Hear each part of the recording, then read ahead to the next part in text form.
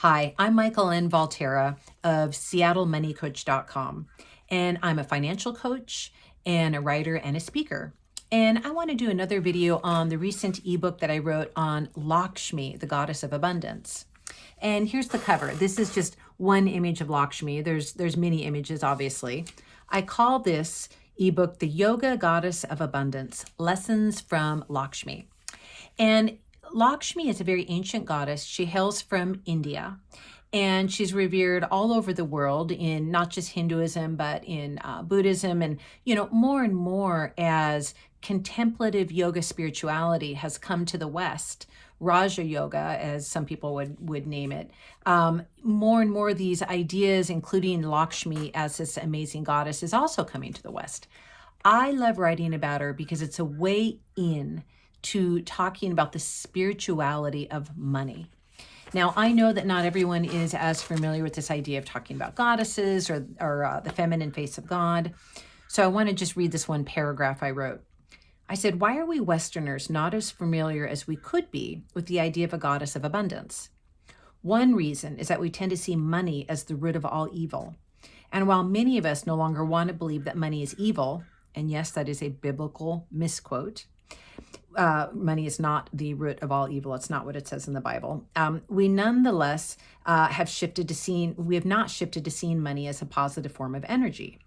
At best, we think of it as a neutral tool, but rarely do we see money as spiritual, as something that can be seen as coming from spirit and used in an extremely positive way. The other reason the idea may be foreign to us in the West is that the idea of a feminine notion of God and spirit is still fairly new. Now, I think that's changing, right? I think there are many feminine notions of God, but it is such a wonderful way to get into the spirituality of money.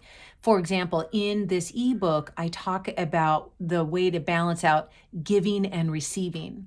And that really helps us have a healthier relationship to money. Lakshmi calls us to really honor money flowing through our life as simply one form of abundance. We have to honor our value in terms of what we can receive, and we have to be really thoughtful about, of course, what we spend.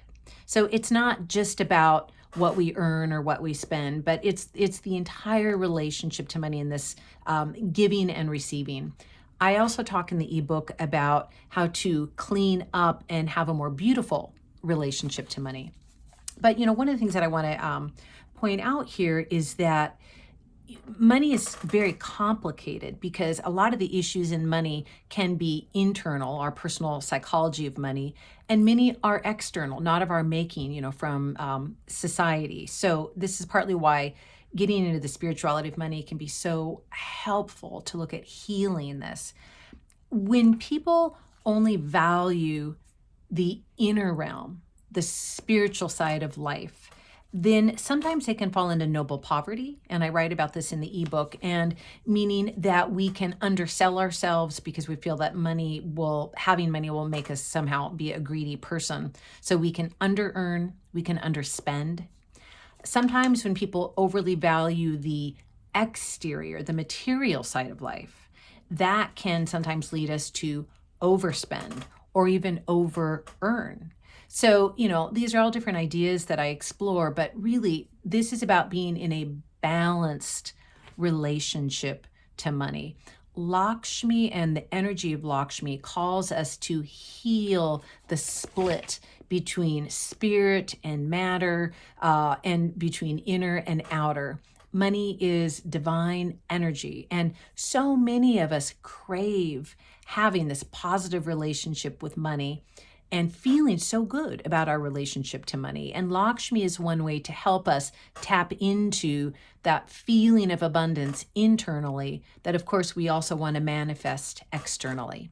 So I hope you enjoy the ebook. If you'd like a copy of it, go ahead and email me, SeattleMoneyCoach.com. I am a money coach, and I work with women all over the United States, and I specialize in helping women rise above the money fog. So I hope you enjoy the Lakshmi ebook.